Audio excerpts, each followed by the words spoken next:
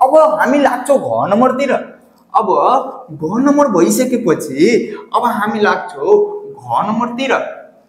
अब घ नम्बरमा के भनेको छ भने पहिला क्वेशन हेर्छु। घ नम्बरमा भनेको छ 5x² - 6x - 2 = 0 भनेको छ है। यो घ नम्बरको क्वेशन। अनि अब भाइहरु यहाँ पर्फेक्ट स्क्वायर नम्बर छ त छैन। 5 भनेको पर्फेक्ट स्क्वायर नम्बर होइन त होइन भने अब हटाउनु पर्छ हामीले। अभियसली हटाउने बित्तिकै हामीले अब हटाउँछौ भने कसरी हटाउँछौ त 5x² - 6x - 2 = 0 भयो।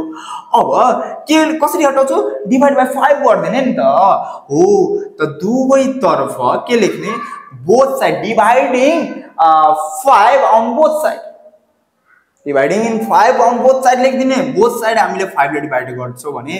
दुवैतर्फ 5 ले भाग गर्दा लेख्दिनु डिवाइडिङ अन बोथ साइड 5 भाग गर्दा लेख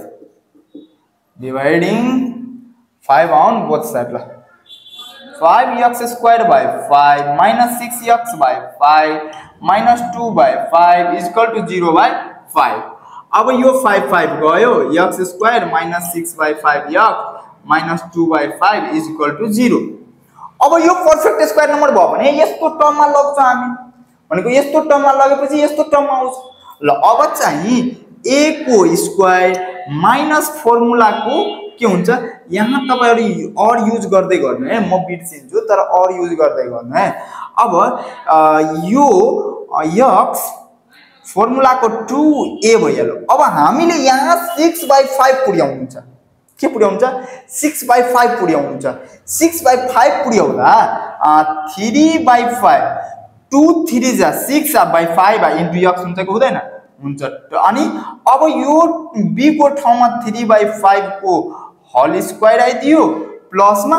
अनि अब माइनसमा 3/5 यसलाई हटाउनु पनि पर्छ नि त। अब माइनसमा 2/5 = 0 आइदियो भने अब भाइ बहिनीहरु यस्तो यसलाई चाहिँ हामीले के लेख्न सक्छौ x - 3/5 को होल स्क्वायर लेख्छौ। 3/5 को होल स्क्वायर = ल पहिला यसलाई चाहिँ गरौँ न 9/25 -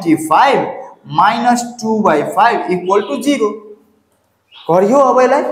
यस्तो टर्ममा लेख्न सक्यो। अब यसलाई म थोरै मेर्दै यो फर्मुला चाहिँ तपाईहरु साइडमा चाहिँ नोट गर्दै गर्नु न। अब चाहिँ भाइ बहिनीहरु यसलाई चाहिँ मैले x - 3/5 को होल स्क्वायर = यसलाई यता लग्दै छु क्या 9/25 प्लसमा यो पनि माइनसमा छ भने प्लसमै हुन्छ x माइनस अब अर्को x - 3/5 को होल स्क्वायर = के हुन्छ 25 कमन आयो यहाँ 9 प्लस अब 5 ले गयो अनि 2 * 5 भनेको 10 भयो। 2 * 5 भयो नि त। यहाँ 5 मात्र छ 5 ले यसरी लेख्दियौ न 2 * 5 भयो भने x - 3/5 को होल स्क्वायर = 9 + 10/25। x - 3/5 को होल स्क्वायर = 19/25। अब यसलाई कसरी पूरा गर्ने सर हो त यसलाई चाहिँ केही गर्नु पर्दैन हामीले। यसलाई चाहिँ यो √90 लगाइदेऊ न। अब √90 को स्क्वायर भनेको के हो फेरि 90 हो कि हैन त √90 को स्क्वायर गर्दा कति 90 हो कि हैन फेरि 90 हो कि हैन भनेको यो 90 लेख्नु √90 को स्क्वायर लेख्नु एउटै कुरा हो कि हैन एउटै हो एउटै हो भने हामीले बनाइदिन्छौं नि त। किनभने हामीले आवश्यकता परेको छ। आवश्यकता परेको बेला त हामीले गर्न मिल्छ नि त। अब 5 को होल स्क्वायर यो स्क्वायर क्यान्सल हुन्छ त मैले के भनेको छु प्लस माइनसमा आउँछ के हुन्छ डाइरेक्ट लेख्नु। अब x - 3/5 प्लस माइनस √90/5 सक्यो। अब चाहिँ यसलाई एउटा ऋणात्मक लिने एउटा धनात्मक लिने भनेको taking positive sign taking negative sign लिने है। अब यसलाई मेटेर हामीले पोजिटिभ साइन र नेगेटिभ साइनमा लगेर सल्भ गर्छौं भनेको टेकिङ पोजिटिभ साइन। अब टेकिङ पोजिटिभ साइन लिँदा x -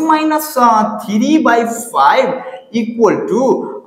रूट अंडर 19 by 5 भयो positive sign x equal to root under 19 by 5 plus 3 by 5 भनेको x इक्वल टु यो एलसीएम 5 आयो रूट अंडर 19 प्लस 3 सक्यो यो भन्दा बढी हामीले सोल्भ गर्न सक्दैनौं यसलाई बढी सोल्भ गर्न सक्दैनौं अब टेकिङ के गर्छौ टेकिङ नेगेटिभ साइन लिँदा x minus 3 by 5 equal to minus root under यति भयो अनि x equal to minus root under 19 by 5 यो 3 by 5 प्लस मा अब यसलाई चाहिँ यहाँ चाहिँ हामीले एलसीएम लिन्छौ x इक्वल टु 5 एलसीएम लिन्छौ भने माइनस रूट अंडर 19 प्लस 3 यसलाई मिलाएर लेख्दा 3 minus root under 19 by 5 hence x is equal to एउटा आयो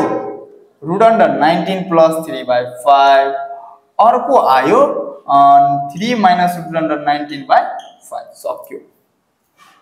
यो हाम्रो घ नम्बरको पनि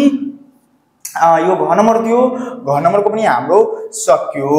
अब चाहिँ म नम्बरमा आउँछु है त भाइ बहिनीहरु यो पनि सक्यो हामीले यसलाई नोट डाउन गर्दै जान्छौं है त भाइ बहिनीहरु एकदमै नोट डाउन गर्दै जान्छौं कपी किताब लिएर बस्नु पढ्न पर्दा कपी किताब लिएर बस्नु पर्छ हैन इम्पोर्टेन्ट भिडियो हो का यो सबै यसरी नै यस्तै सोच्छ यसैमा क्या एकदमै इम्पोर्टेन्ट यसरी नै सोच्छ यसैमा यही कुराहरु हुन्छ तर नम्बरहरु फरक हुन्छ मात्र क्या भाइ बहिनीहरु ल अब म नम्बरमा चाहिँ के भनेको छ भने हेर्छु म नम्बरमा भनेको छ x square plus 15 by 16 is equal to 2x दिएको छ यस्तो इक्वेसनलाई कसरी सोल्भ गर्ने यो x स्क्वायर छ भने यो x दिएको छ यसलाई यता ल्याउँछौ नि त टर्म मिलाउनु पर्यो नि त हामीले सबै कुरा मिलाउनु पर्यो क्या x square plus 15 by 16 is equal to के भइहाल्यो त 2x त यसलाई हामीले x square minus 2x plus 15 by 16 गर्न मिल्छ कि मिल्दैन यहाँ केही छैन भने कति यसलाई उठाएर ल्याइहाल्यो नि त अब कोही छैन त के छ 0 छ ल अब हामीले x square a square minus formula को 2a अब यहाँ b छैन नि त b भनेको 1 हो किनभने हामीलाई 2 मात्र चाहियो आ 2 मात्र चाहियो भने यसलाई एउटै उपाय छ 1 ले मल्टिप्लाई गर्दा 2 हुन्छ 2 भइहाल्यो 2x भइहाल्यो सक्यो भने b को ठाउँमा 1 को होल स्क्वायर आइहाल्यो अब यो 1 लाई हटाउनु पनि पर्छ नि त माइनस पनि गर्नु पर्छ प्लस 15 by 16 इक्वल टु 0 अब यति टर्मलाई हामीले x माइनस 1 को के गर्छ भने होल स्क्वायर लेख्न सक्छौ र minus 1 plus 15 by 16 equal to 0 अब उता लग्दा x माइनस 1 को होल स्क्वायर यसलाई उता लग्दा चाहिँ के हुन्छ 1 माइनस 15 16 हुन्छ प्लस माइनस मा थियो प्लस भयो प्लस मा थियो माइनस भयो ल x माइनस 1 को होल स्क्वायर अब यहाँ 16 कमन आयो 16 माइनस 15 भयो नि यहाँ 1 into 16 भनेको 16 हो नि त हो अब यसलाई चाहिँ हामीले अझै पनि के गर्न सक्छौं भने यसलाई x माइनस 1 को whole square is equal to 1 by 16 भयो भगवान अब यो 16 भनेको पर्फेक्ट स्क्वायर नम्बर 1 पनि पर्फेक्ट स्क्वायर नम्बर हो x माइनस 1 को होल स्क्वायर 1 by 4 को होल स्क्वायर यो स्क्वायर जान्छ भने के हुन्छ प्लस माइनस 1 by 4 हुन्छ कि हुँदैन taking negative sign taking positive sign अब हामीले टेकिङ पोजिटिभ साइन लिन्छौं भने के हुन्छ त पोजिटिभ साइन लिँदा x minus 1 is equal to 1 by 4 x is equal to 1 by 4 plus 1 x is equal to 1 plus 4 by 4 x is equal to कति भयो 5 by 4 भयो त्यसैगरी टेकिङ नेगेटिभ साइन लिँदा कस्तो हुन्छ भने x minus 1 is equal to minus 1 by 4 x is equal to minus 1 by 4 plus 1 भनेको x is equal to minus 1 plus 4 by 4 therefore x is equal to कति भइहाल्यो माइनस 1 प्लस 3 by 4 हेन्स हाम्रो x भनेको कि त यहाँ 5 by 4 हुन्छ कि त हाम्रो 3 by 4 हुन्छ सक्यो अब हामीले 4 नम्बर हेर्छौं है त 4 नम्बरमा के भनेको छ भने x स्क्वायर 4 नम्बरको x square plus 2 by 3x अनि इज इक्वल टु 35 by 9 भने यो पनि पर्फेक्ट स्क्वायर नम्बर हो यो बनाउनै पर्दैन नि हामीलाई solution x square plus 2 by 3x भइहाल्यो 35 by 9 भनेको अब a को स्क्वायर प्लस फर्मुला को 2 a भनेको के भइहाल्यो त a भनेको x b भनेको अब 2/3 चाहियो त 1/3 2 into 1 भनेको 2 अनि by 3 into x 35/9 भयो है। अब यसलाई चाहिँ हामीले ओहो यहाँ हुन्छ माइनस यहाँ जब यहाँ प्लस 1/3 को होल स्क्वायर b को स्क्वायर यो 1/3 कहाँबाट ल्यायो त्यसलाई त हटाउनु पनि पर्छ नि त हटाउनको लागि अनि उता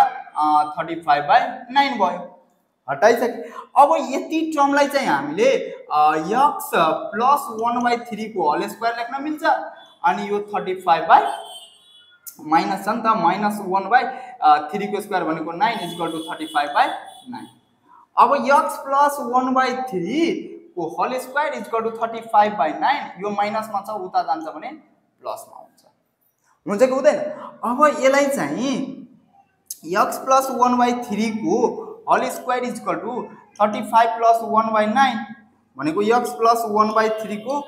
होल स्क्वायर इक्वल टु 36/9 यो 4 ले गयो भने यहाँ चाहिँ के हुन्छ त भाइ बहिनीहरु अरमा x प्लस 1/3 को होल स्क्वायर अनि इक्वल टु 4 भने x प्लस 1/3 को होल स्क्वायर इक्वल टु 2 को 4 भनेको पर्फेक्ट स्क्वायर नम्बर 2 को स्क्वायर नम्बर यो स्क्वायर हट्दा चाहिँ के हुन्छ त x plus 1/3 equal to plus minus 2 हुन्छ। अब taking negative sign and taking positive sign positive sign लिँदा के हुन्छ त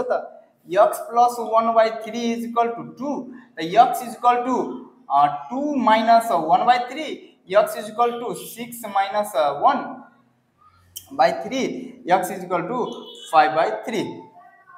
कति भयो 5/3 भयो। त्यसैगरी हामीले यसलाई मेटेर टेकिङ नेगेटिभ साइन लिँदा के हुन्छ त हेरौँ नेगेटिभ साइन लिन्छ है x plus 1/3 equal to minus 2 त x equal to minus 2 minus 1/3 x equal to के हुन्छ minus 6 minus 1/3 equal to minus 7/3 भने हेन्स हाम्रो x को भ्यालु कति आयो त x को भ्यालु कति आयो दुईटा आयो त कुन आयो हेन्स x इक्वल टु कि त 5/3 कि त माइनस 7/3 हुन्छ। ल भाइ बहिनीहरु आजको लागि चाहिँ हाम्रो यति नै थियो। हामीले फेरि पनि नेक्स्ट भिडियोमा अर्को क्वेशन नम्बर 4 लिएर आउने छौं। त्यसमा मैले भनिदिरहेको छु त्यसमा भनेको छ फर्मुला युज गरेर हस्त। धन्यवाद।